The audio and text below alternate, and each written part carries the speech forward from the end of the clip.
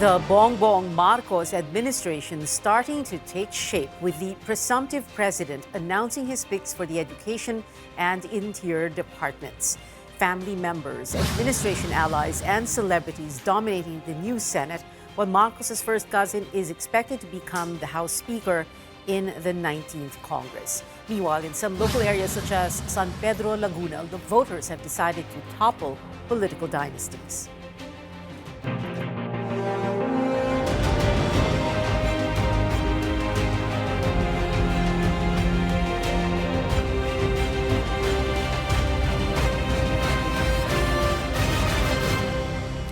Good evening, I'm Pia Hontiveros. Welcome to your weekly political appointment fix, politics as usual. Presumptive President Bongbong Marcos already bearing two members of his cabinet. Presumptive Vice President Sara Duterte will become Education Secretary, while Marcos's campaign manager Benher Abalos will serve as Interior Secretary. Other names have been floated, but nothing is final without an official announcement. Bienvenido Laguesma was offered the DOLE, the Labor Department, and Toots Ople offered the Department of Migrant Workers or the DMW. I think I am already authorized by to announce the first nominee that we will be giving to the Commission on Appointments when the time comes, should I be proclaimed. And that is that our incoming Vice President has agreed to take the brief of Department of Education. Nag-agree naman siya at palagay ko kasama na dyan dahil she is a mother and she wants to make sure that her children are well trained and well educated, and that's the best motivation that we can hope for. I would also like to announce that Chairman Benher Abalos has been nominated to lead the Department of the Interior, and he has accepted the challenge. Our guest tonight here in the studio, University of Asia and the Pacific professor and president of WR Numero Research, Robin Michael Garcia. Good evening, Robin. Thank you very much for being here. But, before we talk about the appointments, let's talk about the elections that just happened. You wanted to talk about why BBM won and why Lenny lost. I think it's a battle of narratives. The first reason why Vice President Lenny Robredo did not win, I think, is because of the weak articulation of the liberal or progressive narrative. I think the narrative of Bongbong Marcos is much more powerful in the sense that, of course, Marcos' salary is there, but the specific narrative is economic success during the administration of his father. I think that was quite a compelling narrative. And of course, the active effort towards making sure that the Marcos administration, is refurbished. The image is refurbished. Among many reasons, you'd see that there's, of course, a landslide for presumptive President Bongbong Marcos. Yeah. Weak articulation. The Lenny voters would vehemently disagree with you, no? And they'll say na, maganda yung messaging nila, gobyernong tapat, angat buhay lahat, kulay rosas ang bukas, liwanag sa dilim, etc. It goes on. They had great rallies, big rallies, but apparently that wasn't enough. 15M votes as against 30+ million for BBM. We've seen in the research that this election is a continuity election. So a lot of people feel that they want to continue the administration of President Duterte. And I think that contributed to why the voters did not accept the liberal or more progressive narrative of Vice President Lenny Robredo. So the next step to figure out if it's a continuity election, more people want to continue President Duterte, is to convince the voters why we need to change status quo. And I feel that that's not enough coming from the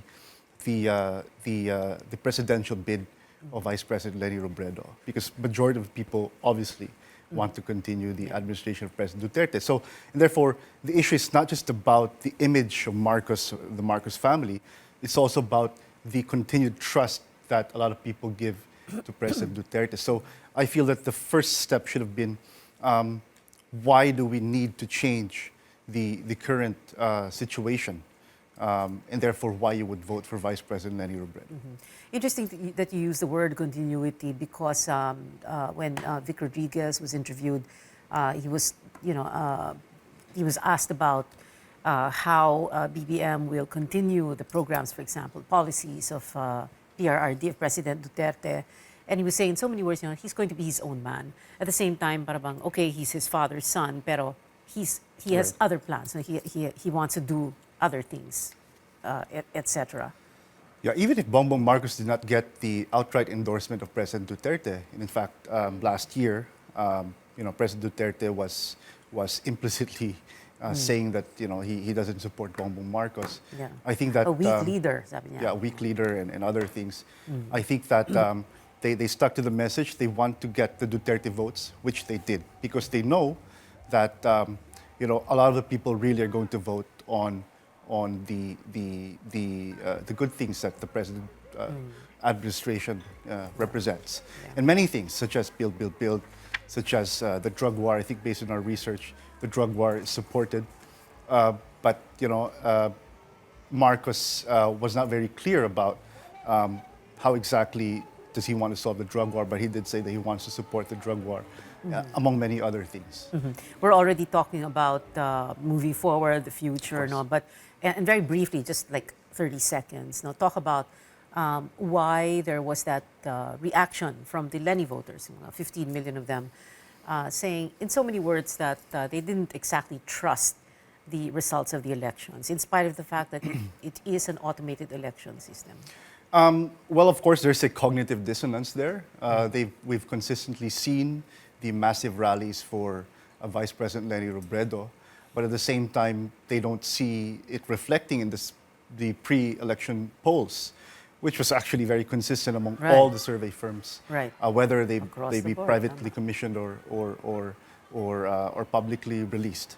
The results are the same, and so it was difficult actually to figure out and to try to make sense of those results that are quite different on the ground and results that you can see in the numbers. But in the end, the surveys prevailed. Of course, there's a question of whether big data analytics, specifically from Google Trends, is really a reliable measure or predictor of elections. Well, it's not, right? Not in this country, because look what happened. Well, probably not yet. I think there are methodological issues that can be improved.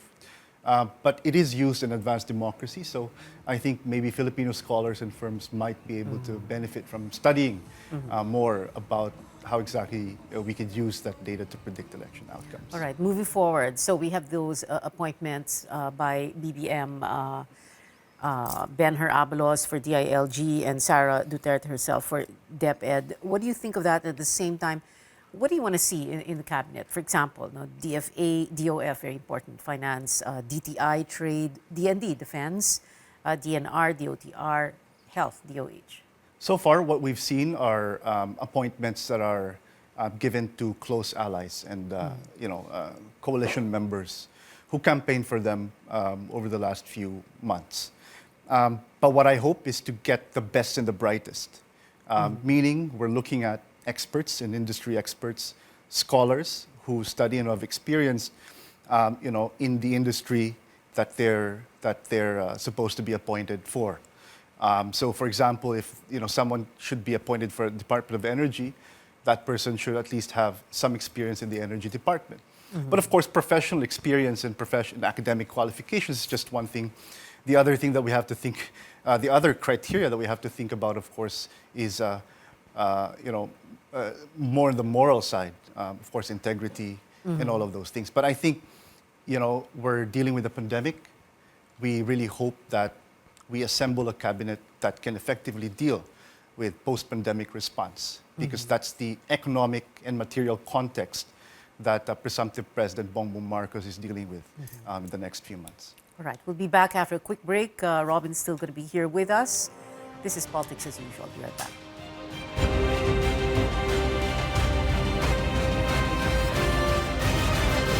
Welcome back. This is Politics as Usual. Presumptive President Bongbong Marcos' first cousin, expected to become the House Speaker of the 19th Congress. Martin Romualdez, 1st District of Leyte representative, has earned the support of major political parties, including the National Unity Party PDP Laban, and the Nationalista Party.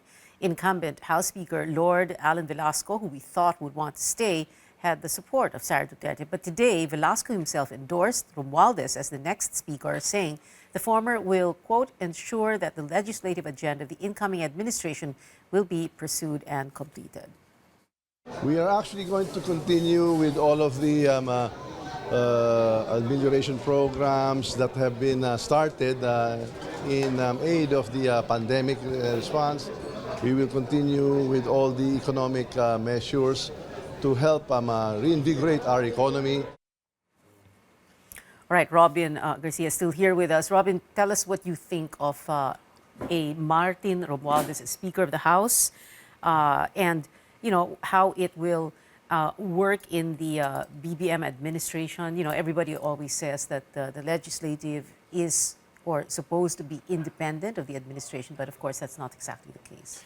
Yeah. Majority Floor Leader Martin Romualdez, I think, is a good choice.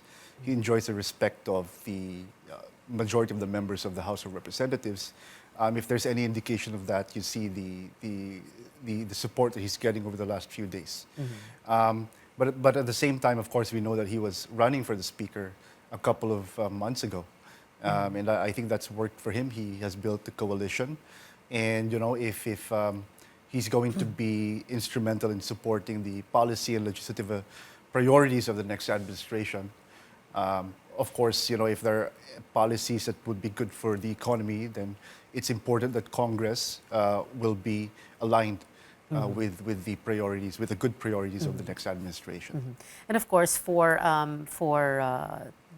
the minority leader, yung magiging minority leader kasi kailangan tumakbo rin as speaker para maging minority leader.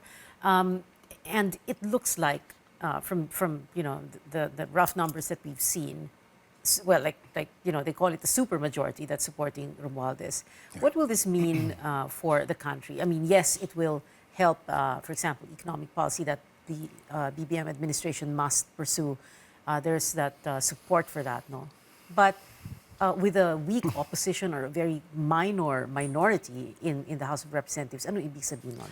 We're a democracy, and the reason why there are people who may not exactly support the policies is because we need to balance the what might be deemed as negative for society, and of course negative may not. Non-support may not exactly be negative. It could be good, in fact, to have great discussions, good debates, and that's what we need. But with an imminent supermajority, I feel that the opposition has to be able to figure out how they will lead the lower house moving forward. Of course, it's a different story in the Senate. There are people in the Senate who are not exactly aligned with Bongbong Marcos, and I think that's hopeful for the opposition. Yeah, buti na lang nabanggit mo na yung Senate because we're going to go over here to our screen. We're going to show the what the Senate is going to look like. And Robin, I want you to help me do this. So just to explain first to the viewers, what we have here on the first row are the 12 incumbents whose terms end on June 30, 2025. And then the lower 12 are the incoming, yung mga or returning senators whose terms will end on June 30, 2028. Itong 12 nasa baba ay yung mga nanalo at ipoproklama bukas ng Commission on Elections.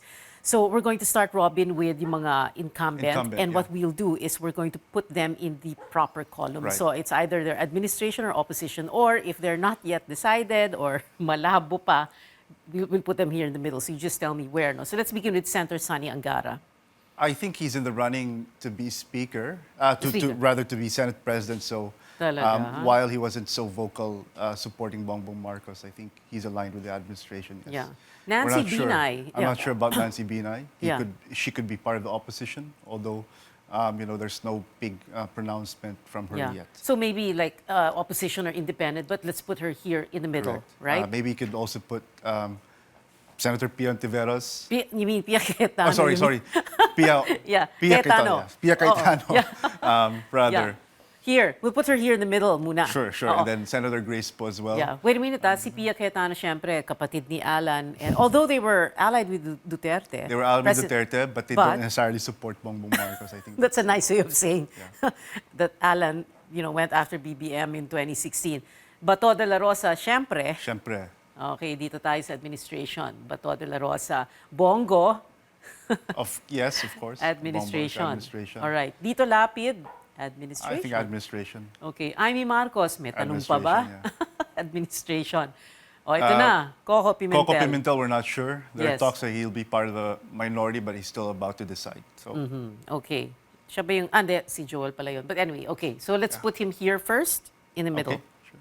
Yeah? Okay. Grace Poe, In the middle. in the middle also.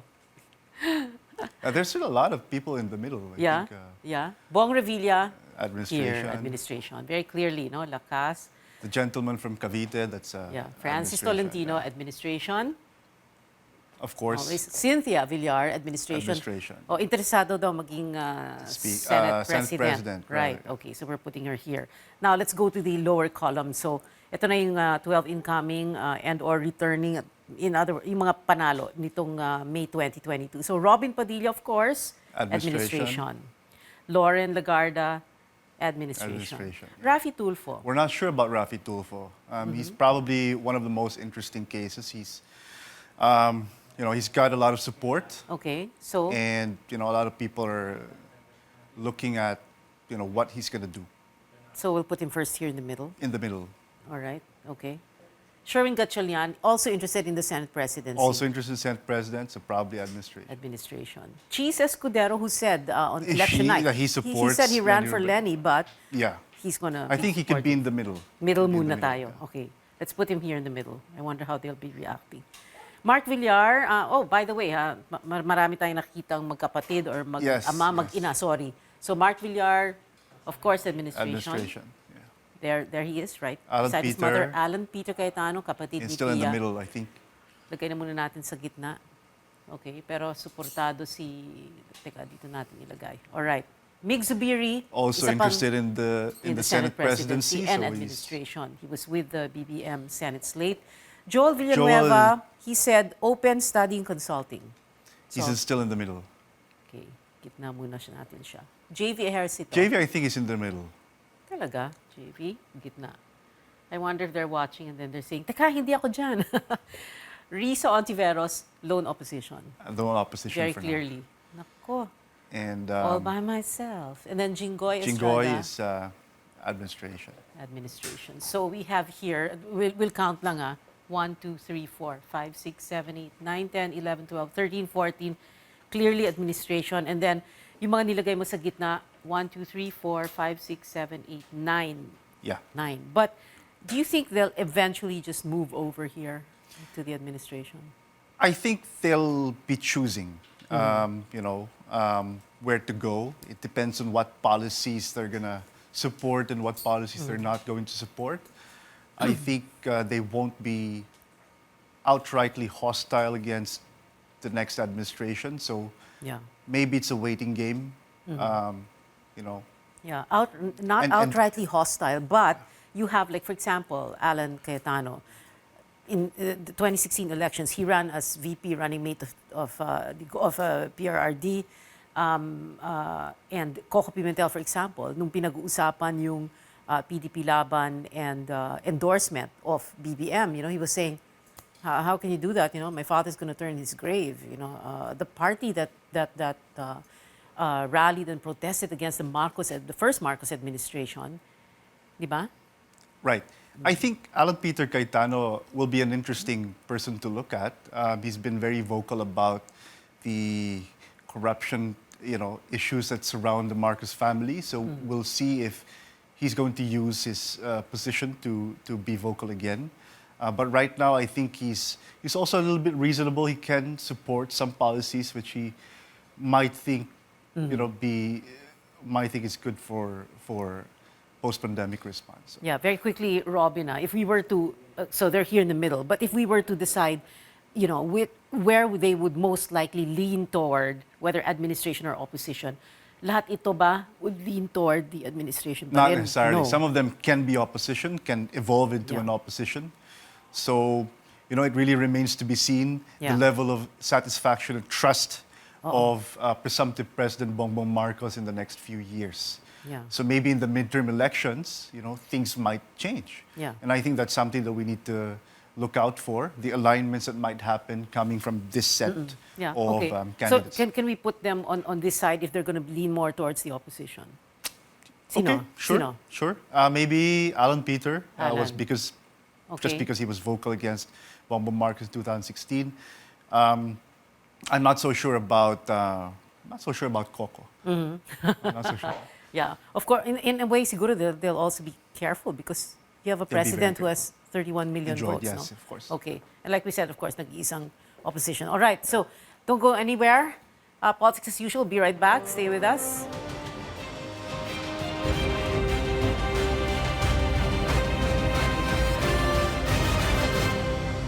We're on our final stretch. San Pedro Laguna will be under new leadership following the defeat of Aaron Katakis, the son of the city's incumbent mayor, Lourdes Katakis. Joining us via Zoom is San Pedro Laguna's incumbent vice mayor and now mayor-elect Art Joseph Francis Mercado. Art, hi.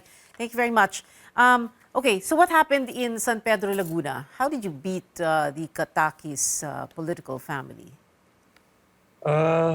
Through hard work, Ma'am Pia, we were able to get our platform across the different sectors, different communities of our city.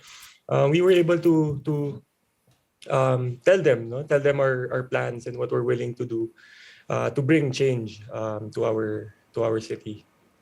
You are not a first timer in politics. Like we said, no, you are incumbent vice mayor. Before this, the previous term, you were a councilor also, right?